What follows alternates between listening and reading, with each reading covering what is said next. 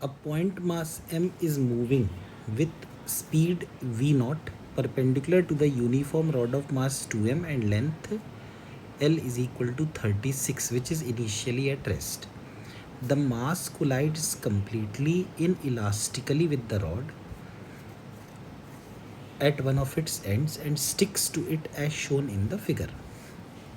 The distance of the point which is at instantaneous rest just after the collision from the end P is x naught. The value of x naught is. तो अब इस particular case में हम देखें तो एक rod है जिसका मास है 2m और एक पार्टिकल है इसका मास है m. ये चल रही है v नॉट से. तो अब अगर अभी देखा जाए तो इन दोनों का जो सेंटर ऑफ मास है, देखो इसका सेंटर ऑफ मास तो यहाँ पर है, इसका सेंटर ऑफ मास यहाँ पर है. तो ये जो पार्टिकल है इसका सेंटर ऑफ मास तो रेस्ट पर है और इसका सेंटर ऑफ मास जो m का सेंटर ऑफ मास है वो चल रहा है. तो हम लिखें m into v naught plus 2m into zero is equal to, बाद में क्या हुआ, ये जो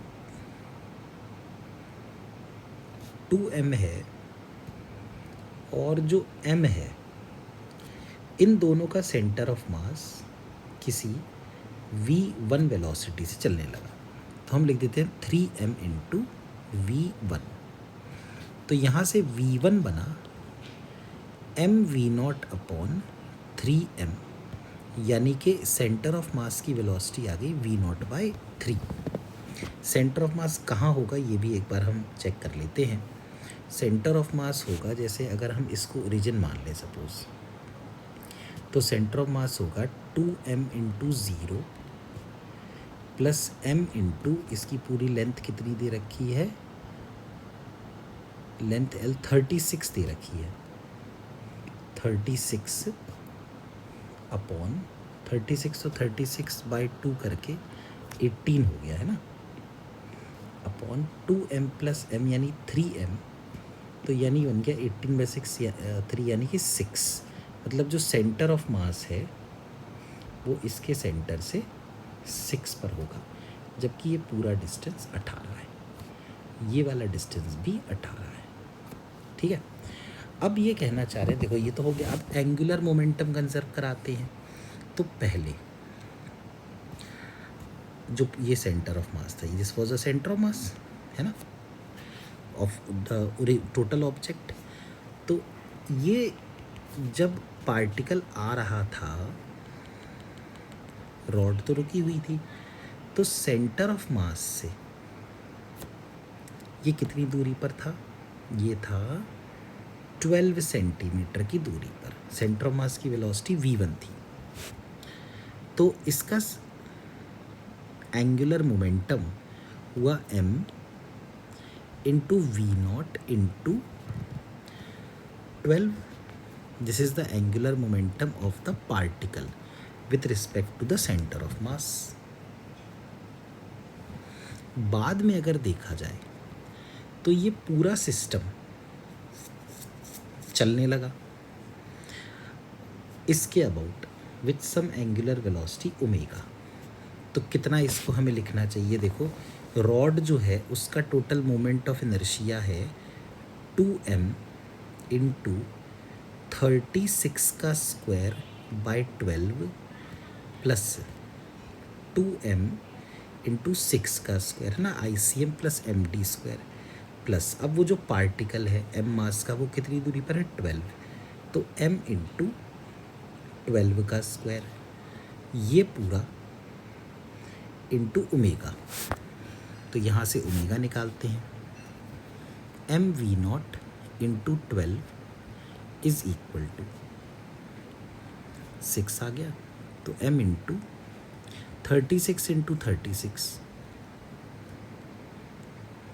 upon 6 plus 2m into 36 plus m into 144 this whole into omega. तो 12 mv0 इज इक्वल टू आया, देखो ये आया 6 इंटू 36 और ये 2 इंटू 36, तो 8m इंटू 36 प्लस 144m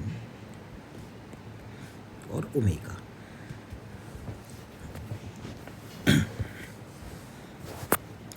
तो 12mv0 इज इक्वल टू, अब इसमें से आप चाहें तो 12m कॉमन ले सकते हैं, तो 8 3 ज़ा 24 प्लस 12 इंटू ओमेगा।